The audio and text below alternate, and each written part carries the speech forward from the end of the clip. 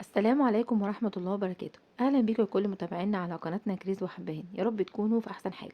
النهاردة إن شاء الله هنعمل وصفة الكلاوي بطريقة سهلة وسريعة كده من غير أي زفارة، في خطوة واحدة هنعملها إن شاء الله وهتبقى معاكي زي الفل. اول حاجه جبت الكلاوي بتاعتي، فصين كده من الكلاوي وبدات اقطعهم زي ما حضرتك شايفه. طبعا الناس كتير قوي ما بتيجي تعمل الكلاوي بتشتكي ان هي بتبقى زفرتها عاليه غير الكبده خالص، فاحنا عاوزين نتخلص من كل الزفاره دي. انا قطعتها زي ما حضرتك شايفه كده، وشلت جزء من الدهن اللي هو فيها ده، انا مش محتاجاه. بدأت أجيب بقى كده ليمونتين وأعصرهم على الكلاوي، وهسيبها شوية تقريبا 10 دقايق أو ربع ساعة، وأقلبها تقليبة وأسيبها تنزل ميتها والدم بتاعها. وبعد كده هنشوف الخطوة اللي هنعملها بعد كده. الخطوة دي هي اللي هتخليني أتخلص من زفرة الكلاوي وتبقى ريحتها حلوة قوي معاكي وطعمها جميل جدا. هقلبها زي ما حضرتك شايفة كده. بص أنا بوريكي هي نزلت المية بتاعتها والدم بتاعها. أنا كل ده مش عاوزاه.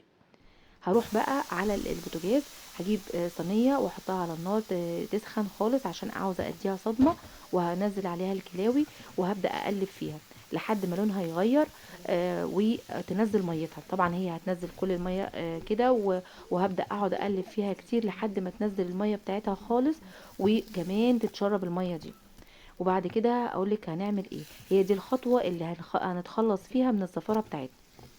الكلاوي طبعا من الاكلات الحلوه، والكلاوي بتاعتي دي كانت مستورده مش بلدي. البلدي بتبقى الزفاره بتاعتها اقل شويه من المستورده، فممكن ما تعمليش الخطوه دي فيها.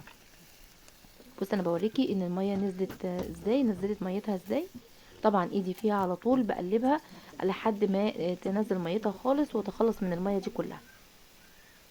كميه الميه او اللي بتنزل منها دي هي الزفاره اللي انا مش عاوزاها وعاوزه اتخلص منها. بصي شربت هنا الميه بتاعتها وبدأت تنشف شوية. في الوقت ده انا هحط عليها تقريبا نص كوباية من المية، والمية كده هتبتدي تغلي معايا، فانا هنشيلها من المية دي.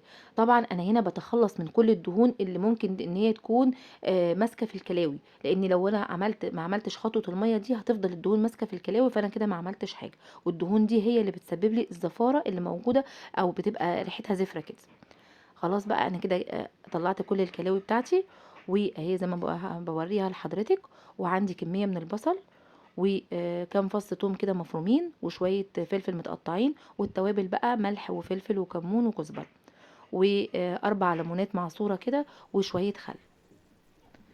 هروح على برضو على البوتاجاز وهبدأ بقى احط شوية زيت، وعاوزة اطعم الزيت بتاعي، فهحط شوية او كام حتة ليا كده. لو حضرتك مش عندك مفيش مشكلة خالص في الخطوة دي، بس انا بصراحة بحب ريحة الليا مع الزيت، بتدي طعم وريحة حلوة قوي.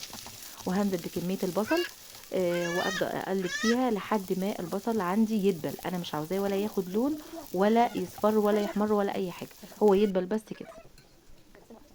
هرجع برضو اقلب في البصلة.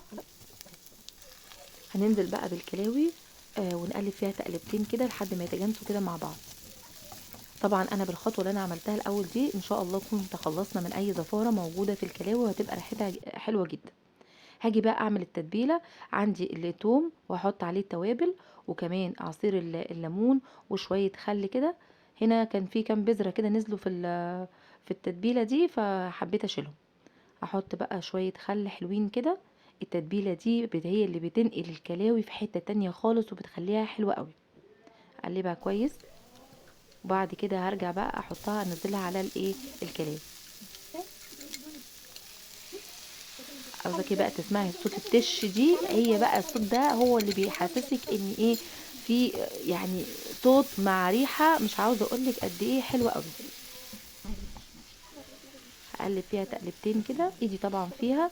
البصلة هنا قربت تدخل في السوا شوية، والكلاوي كمان قربت تستوي، لان طبعا الحركه اللي انا عملتها عشان اتخلص من الزفاره في الاول خلت الكلاوي بقت يعني دخلت في السوا شويه. هنا كنت دقت الملح بتاعها لقيتها ناقصه ملح، فحبيت ان انا ازود شويه ملح، وحطيت كمان شويه خل. الخل بيديها طعم حلو قوي وبينقلها برضو في حته تانية خالص. هانزل بقى بالفلفل، وطبعًا إحنا عارفين إن دايمًا إحنا بنخلّي الفلفل في أي أكلة للآخر، لإن إحنا مش بنبقى عاوزينه يتهري أو يعني لونه يعني يضيع خالص، فكل ما بيكون نازل في المرحلة الأخيرة بتحتفظي بيه إلى حد كبير. كده هي تعتبر دخلت في السوا خلاص وبقت تمام. هاغرفها بقى واوريها لكم بعد ما ما استوت. طبعا الحتة البيضة دي هي اللي انا حطيتها.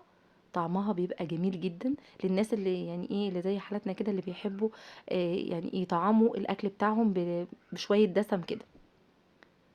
وكده الوصفة بتاعتنا بتكون خلصت. يا رب تكون عجبتكم وتكون سهلة وسريعة كده، وتعملوها ان شاء الله وبألف هنا على قلوبكم. واشوفكم ان شاء الله في فيديوهات جاية كتير. ما تنسوناش بقى في اللايك وتشتركوا في القناة وتفعلوا زر الجرس عشان يوصلكوا كل جديد. وعملت جنبها شوية بطاطس وشوية طحينة. يلا بقى اشوفكم على خير. السلام عليكم ورحمة الله وبركاته.